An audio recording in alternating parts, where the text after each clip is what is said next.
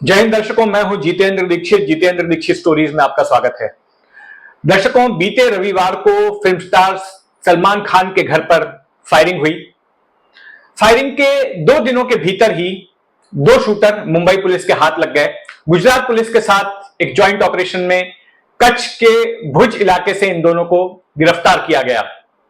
हालांकि ये जो दोनों शूटर हैं, ये मुंबई अंडरवर्ल्ड के किसी गिरोह से जुड़े हुए नहीं हैं।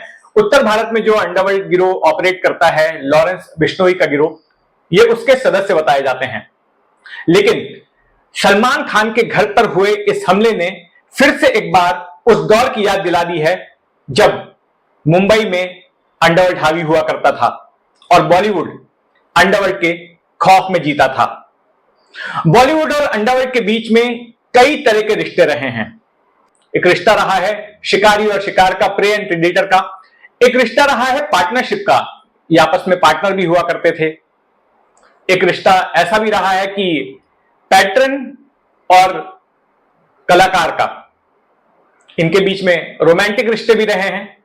तो इन तमाम रिश्तों के बारे में आइए विस्तार से जानते हैं एसीपी अविनाश धर्माधिकारी से।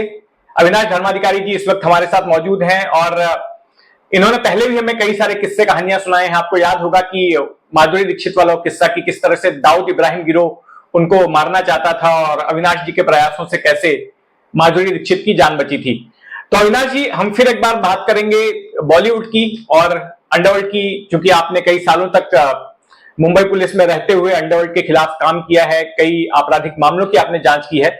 तो आपसे ये समझना चाहेंगे कि जो बॉलीवुड के बीच का ये जो रिश्ता है, जो सबसे ज्यादा हावी रहा, शिकारी और शिकार का, तो ये रिश्ता किस तरह का था? नमस्कार। बॉलीवुड और अंडरवर्ल्ड, ये दोनों का रिश्ता अनएक्सपेक्टेड नहीं था। थोड़ा सा इनमें ऐसा था कि कुछ लोग इनडायरेक्टली अंडरवर्ल्ड के साथ जुड़ गए थे और उनके सहारे इनको बॉलीवुड में एंट्री मिल गई थी। ये एंट्री मिलने के बाद उन्होंने पहला छोटे लेवल पे, छोटे पैमाने पे किसी छोटे मोटे डायरेक्टर प्रोड्यूसर को धमकाना चालू कर दिया और उसके बाद उनको मालूम पड़ गया कि यहाँ से काफी इजीली अपने को पैसा मिल रहा है, क्योंकि ज्यादा करके ये लोग जाके पुलिस में कंप्लेंट करना, इसमें ज्यादा भरोसा नहीं करते थे और डरते भी ज्यादा थे। सेकंड थिंग, इनके पास पैसा भी होता था तो वो सोचते थे थोड़ा बहुत पैसा दे दिया तो प्रॉब्लम नहीं आएगा करके। तो इजी विक्टिम हो गए थे, बहुत इजी विक्टिम हो गए थे। उसके वजह से उन्होंने स्टार्टिंग में कुछ हद तक एक्सटॉर्शन, जेन्युइन एक्सटॉर्शन जो बोलते हैं हम, वो था। लेकिन उसके बाद आस्ते आस्ते ऐसा हो गया कि इनका एक इनडायरेक्ट कनेक्शन बन गया था। वो कुछ डायरेक्टर प्रोड्यूसर तो ऐसे थे कि जो उन्होंने गैंगस्टर्स का ऑफिशियली बोल नहीं सकते, लेकिन उनके जरूर मदद ली थी और उनकी मदद जब ले ली एक बार तो उनके साथ उनका कॉन्टैक्ट हो जाता, एक रिश्ता बन जाता था। फिर रिश्ता बनने के बाद वो अपना असली कलर बताते थे और इनको पूरी तरह से चूस लेते थे। उसके बाद फिर वो डर के मारे पुलिस के पास जाते थे। कुछ इंसिडेंट में ऐसा हो गया कि इनका और गैंगस्टर्स का एक किसी प्रॉपर्टी डिस्प्यूट की वजह से या किसी लेन देन के व्यवहार के डिस्प्यूट से इतना हद तक चला गया कि फिर गैंगस्टर्स लोगों ने फायरिंग तक कुछ फिल्म इंडस्ट्रीज के लोगों के ऊपर करवाई थी, उस वक्त भी करवाई थी। तो ये जब इंसिडेंट होते थे उसके बाद फिर पुलिस को ये पता चलता था या पुलिस के पास ये आ जाते थे। फिर आस्ते आस्ते ये इन्फिल्ट्रेट हो गए थे बॉलीवुड में गैंगस्टर्स लोग। जब मैं शिकारी और शिकार के रिश्ते की बात करता हूं तो गैंगस्टर क्या इस तरह की नीति अपनाते थे कि एक को मारो और सबको डराओ? कई बड़ी हस्तियों की 90 के दशक में इन गैंगस्टरों ने हत्या की, जैसे कि हमने देखा कि कैसेट कारोबारी गुलशन कुमार की हत्या हुई। फिर लॉरेंस डिसूजा नाम के एक फिल्म प्रोड्यूसर थे, उनके ऊपर फायरिंग हुई। मुकेश दुग्गल नाम के फिल्म प्रोड्यूसर की हत्या की गई थी। अजीत दीवानी जो मनीषा कोइराला के सेक्रेटरी थे, उनकी हत्या की गई थी। फिर फिल्मकार राकेश रोशन के ऊपर भी हमला हुआ था। तो इस जैसे बड़े नामों को जब ये गैंगस्टर टारगेट करते थे तो एक तरह से उनका खौफ पैदा होता था बॉलीवुड पर। यस, और उसका फायदा वो अपने एक्सटॉर्शन के लिए चलाते थे। इनके ऊपर जो आपने जो इंसिडेंट बताए, इनके ऊपर तो ये इंसिडेंट हुआ, लेकिन कई सारे इंसिडेंट ऐसे हैं जिनके जो होने से पहले हमने पुलिस मुंबई क्राइम ब्रांच में उसको बचाया है। उसमें से एक दो ऑपरेशन में मैं खुद शामिल था। कितने तो भी फिल्म प्रोड्यूसर्स और डायरेक्टर की जान हम लोगों ने बचाई है और उनको मालूम भी नहीं आज तक कि हम लोग वहां पे थे, मौजूद थे, हमारी वजह से उनकी जान बची है करके। आपने अभी गुलशन कुमार जी का एक केस बताया। गुलशन कुमार जी का केस होने के बाद, गुलशन कुमार के केस के बाद एक मुंबई क्राइम ने एक पॉलिसी बनाई कि बॉलीवुड के जितने भी लोग हैं, इस जो गैंगस्टर्स से मिले हुए हैं या मिलने जाते हैं या उनसे ताल्लुकात रखते हैं, उन सबको इस केस के सिलसिले में हमने इंक्वायरी के लिए बुलाया था। मैं खुद शाहरुख खान जी को लेकर आया था, पूजा भट्ट जी को बुलाया था। तो इस तरह से हमने जितने भी बॉलीवुड, गुलशन कुमार जी का मर्डर का जो केस कहा जाता है, उसकी कॉन्स्पिरेसी दुबई में हो गई थी, जो एक प्रोग्राम वहां पे रखा गया था, उसमें नदीम श्रवण वहां पे शामिल थे। और फिर वो इवेंट में जितने भी मुंबई के बॉलीवुड के एक्टर एक्ट्रेस गए थे, उन सबको हमने बुला के उनका स्टेटमेंट लिया था, उनकी पूछताछ। हालांकि उनका वो केस में कोई इन्वॉल्वमेंट नहीं था, लेकिन as a deterrent, as a preventive, ये जो बॉलीवुड इजीली एक्सेस हो रहा था गैंगस्टर्स के साथ में, उसको कहीं ना कहीं ब्रेक लगाने के लिए वो एक्सरसाइज हमने किया था, और काफी हद तक वो एक्सरसाइज सक्सेसफुल रहा। उसके बाद थोड़ा सा बॉलीवुड गैंग एक्टिविटी से थोड़ा सा दूर होना चालू हो गया। मैं आपको बताऊंगा, उस वक्त ऐसा था कि ये जो इंसिडेंट या 93 का बॉम्ब ब्लास्ट से पहले दाऊद के साथ अपना रिश्ता होना, ये लोग बड़कपन करके बोलते थे। मेरे को याद है, मैं एक बार महमूद जी के घर पे गया था किसी काम के सिलसिले में, तो उनके साथ जब बात कर रहा था, उनके घर में बहुत बड़ा टीवी लगा था। तो मैंने पूछा, तो उन्होंने पूछा, ये जानते हो ये टीवी किसने दिया? बोला नहीं, मुझे नहीं मालूम। किसने दिया? तो बोला भाई ने दिया। तो प्राउडली बोल रहे थे भाई ने दिया करके। बोला कौन भाई? तो बोला दाऊद भाई ने मेरे को दिया। तो कहना मेरा ये है कि उस वक्त 93 से पहला दाऊद के साथ अपना रिश्ता होना, ये सब बॉलीवुड लोग बड़ा चढ़ा के बोलते हैं कि मेरा रिश्ता है, मेरी पहचान है। उसका उसका कुछ हद तक उनको शायद फायदा भी होता था, या किसी और वजह से वो बोलते थे। बिल्कुल। तो फिर आपने मतलब मुंबई पुलिस में रहते हुए एक नीति बनाई गई कि अगर कोई इस तरह के अंडरवर्ल्ड की पार्टीज में जाता है, उनके कार्यक्रमों में जाता है, तो उसको बुलाकर इतना परेशान करो और इतना डराओ उसको कि अगली बार वो हिम्मत ना करे इस तरह की पार्टियों में शिरकत करने की। एक और भी प्रकार का रिश्ता है पार्टनरशिप का। 90 के दशक का दौर था जब कानूनी तौर पर जो है जल्दी फंडिंग हासिल नहीं हो पाती थी। फिल्म अगर किसी को बनाना है तो फिल्म प्रोड्यूसर्स को पैसा नहीं मिल पाता था, और इस बात का फायदा अंडरवर्ल्ड उठाता था। और अंडरवर्ल्ड की जो काली कमाई होती थी उसको वाइट करने के लिए गैंगस्टर्स फिल्मों में पैसा लगाया करते थे, और इसके बदले में जो कमाई होती थी फिल्मों से वो हासिल की जाती थी, और जो फॉरेन राइट्स हैं वो भी हासिल किए जाते थे। इसके बारे में थोड़ा सा विस्तार से बताइए कि ये पार्टनरशिप वाला रिश्ता कैसा था दोनों के बीच का। ये ऐसा हो गया कि मुंबई का जो रियल एस्टेट है उस वक्त बूम था, और रियल एस्टेट के जो बड़े बड़े बिल्डर्स ने, वो बिल्डर्स लोगों ने बॉलीवुड में भी पैसा इन्वेस्ट करना चालू कर दिया था, और इन बिल्डर्स के गैंगस्टर के साथ में भी रिश्ते थे। उसकी वजह से इनडायरेक्टली गैंगस्टर बॉलीवुड के साथ कनेक्ट हो गए, क्योंकि ये बिल्डर्स ही प्रोड्यूसर बन गए थे। फिर इन्होंने गैंगस्टर्स का भी पैसा फिल्म प्रोडक्शन में लगाना चालू कर दिया, उसको रिटर्न देना चालू कर दिया। इनिशियल स्टेज पे तो ये सब ठीक ठाक चल रहा था, लेकिन बाद में डिस्प्यूट्स बढ़ते गए, व्यवहार में लेन देन बढ़ते गए। उसी दरमियान कुछ बड़े बड़े बिल्डर्स जो फिल्म इंडस्ट्री से कनेक्टेड थे, डायरेक्टली या इनडायरेक्टली, उनकी हत्याएं भी हुई है।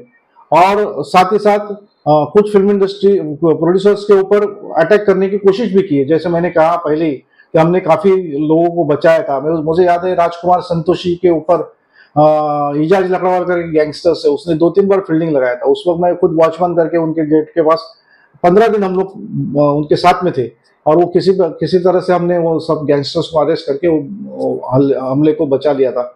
तो इस तरह से ये एक्टिविटीज को हम प्रिवेंट तो करते हैं, लेकिन ये लोग का जो बिहाइंड द सीन जाके मिलना या गैंगस्टर्स को एंटरटेन करना, उनके साथ इकोनॉमिकली कनेक्टेड रहना, ये काफी दिनों तक हमको कोई एक्शन लेने के लिए प्रिवेंट करता था, या ले नहीं सकते थे, क्योंकि ये सामने से आके हमको बताते नहीं थे। जब तक इनकी बात गले तक नहीं आती थी, ये आके पुलिस तक नहीं बताते थे। हमारे सोर्सेज से जब हमको पता चलता था, तब एज एंड वेज हमको पता चलता था, हम वो केस को अच्छी तरह से हैंडल करके होने वाला कोई भी इंसिडेंट रहेगा, फायरिंग हो या कोई अटैक हो, हमने अभी तक प्रिवेंट किया। काफी बड़े बड़े प्रोड्यूसर डायरेक्टर्स को बचाया है। लेकिन इनका तो था, अभी जैसा एक उदाहरण आपको मालूम है, चोरी चोरी चुपके चुपके करके फिल्म आई थी, उसका एक उदाहरण के लिए बोल सकते हैं। लेकिन ऐसे काफी फिल्म है जिसमें हमको मालूम है कि इनका पैसा लगा हुआ है, लेकिन वो ट्रेल नहीं मिलता था, या फिर उसका एविडेंस हमको नहीं मिलता था। लेकिन था, बॉलीवुड में अंडरवर्ल्ड का पैसा लगा था, और उसके माध्यम से वो बॉलीवुड के ऊपर कंट्रोल करना चाहते थे। लेकिन मुंबई पुलिस की राइट टाइमली इंटरवेंशन की वजह से बॉलीवुड को हमने ये गैंगस्टर्स या अंडरवर्ल्ड से सेपरेट कर लिया या छुड़ा लिया, ऐसा बोल सकता हूँ मैं। जी, एक और भी तरह का रिश्ता था अविनाश जी इनके बीच में, एक आर्टिस्ट और फैन का, या फिर बोले आर्टिस्ट और पैटर्न का, कि इन कलाकारों को शोज में बुलाया जाता था। दुबई में शो होते थे, शारजा में होते थे, कुछ यूरोपियन कंट्रीज में भी शो आयोजित किए जाते थे गैंगस्टर्स की ओर से, और वहां पर ये जो कलाकार हैं उनको परफॉर्मेंस करने के लिए कहा जाता था।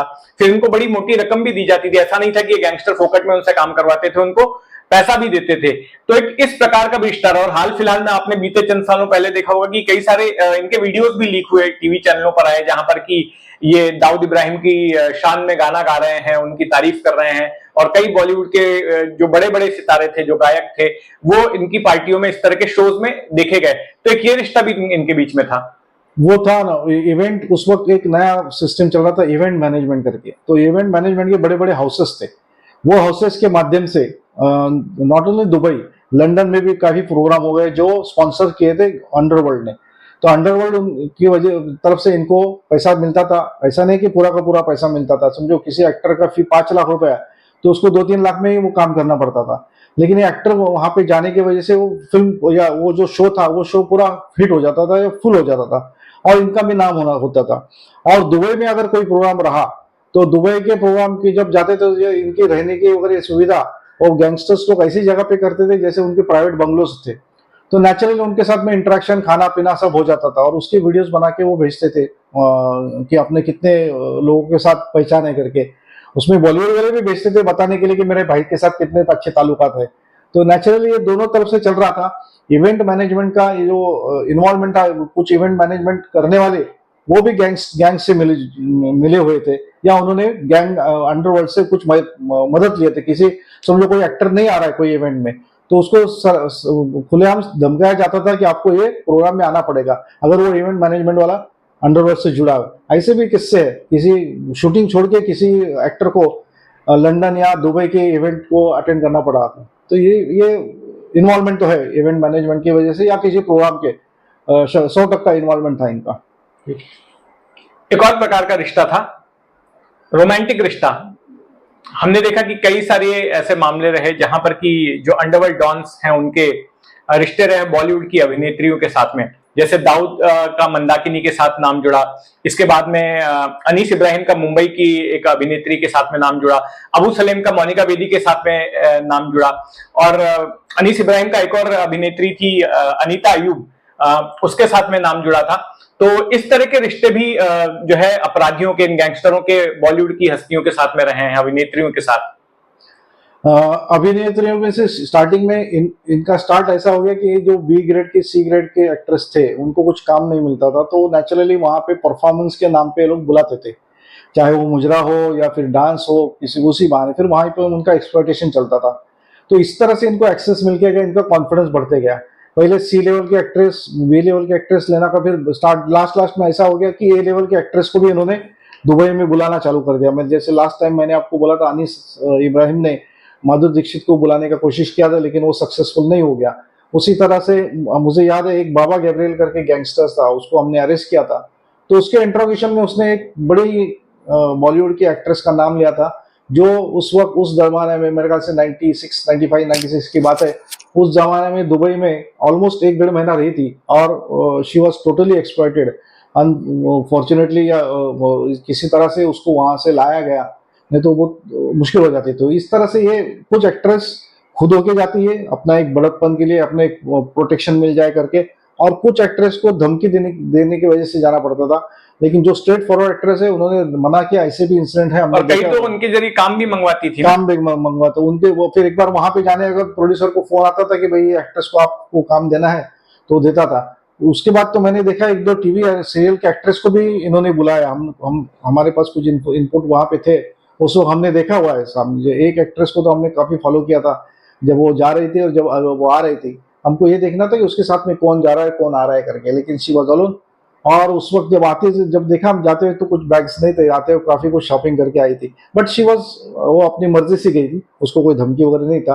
तो ऐसे भी इंसिडेंट है जो कुछ एक्ट्रेस को लगता है कि उनके साथ ताल्लुकात रखने से अपना काम बन जाएगा, अपने को और काम आ जाएगा, तो उसी वजह से वो लोग मर्जी से बोलो या उनकी फील्ड की कंपल्शन बोलो, उसकी वजह से इनके साथ में ताल्लुकात रखते थे। और अनीस इब्राहिम तो इसके लिए काफी बदनाम था। जी बिल्कुल। तो अविनाश जी हमें किस्से सुना रहे थे उस दौर के जब मुंबई शहर पर या फिर कहें कि बॉलीवुड पर अंडरवर्ल्ड हावी हुआ करता था। 90 के दशक का वो दौर था, या फिर ये कहें कि इस सदी के शुरुआत के भी कुछ हद तक वो दौर जारी रहा, लेकिन अब वो दौर खत्म हो चुका है। दाऊद इब्राहिम गिरोह एक्टिव नहीं है, छोटा राजन जेल में है, अबू सलेम जेल में है, अरुण गवली जेल में है, रवि पुजारी जेल में है। तो जैसा अंडरवर्ल्ड उस वक्त हुआ करता था वैसा अंडरवर्ल्ड तो अब खत्म हो चुका है। हाँ, ये अलग बात है कि जो नॉर्थ इंडिया के गैंग्स हैं वो अब उभर कर आ रहे हैं और उनकी गतिविधियों की कुछ हवा जो है मुंबई में भी अब चलती हुई दिख रही है। खास करके हमने सलमान का मामला देखा। हालांकि सलमान के मामले में जो लॉरेंस बिश्नोई है वो एक धार्मिक एंगल देने की कोशिश कर रहा है, ये कहते हुए कि सलमान खान ने चूंकि काले हिरण का शिकार किया था जिसको कि बिश्नोई समाज पूछता है और इसके लिए वो सलमान खान की हत्या करना चाहता है। लेकिन इसके साथ साथ में जो लोग अंडरवर्ल्ड को ऑब्जर्व करते हैं उनका मानना है कि एक मकसद ये भी है कि अगर सलमान खान जैसे शख्स के ऊपर बिश्नोई गैंग हमला करता है या डराता धमकाता है या इस जैसी वारदात को अंजाम देता है, तो कहीं ना कहीं इससे बिश्नोई गैंग को पब्लिसिटी हासिल हो रही है और इसके पीछे का एक बड़ा उद्देश्य ये भी हो सकता है। तो खैर फिलहाल के लिए तो शूटर अरेस्ट हो चुके हैं, लेकिन इस जैसी वारदात आगे ना हो ये मुंबई पुलिस के लिए जाहिर तौर पर एक चुनौती होगी। अविनाश जी, हमसे इस बातचीत के लिए बहुत बहुत धन्यवाद। Thank you very much. और दर्शकों, इस जैसे तमाम किस्से कहानियों के लिए जुड़े रहें जितेंद्र दीक्षित स्टोरीज के साथ में। जय हिंद।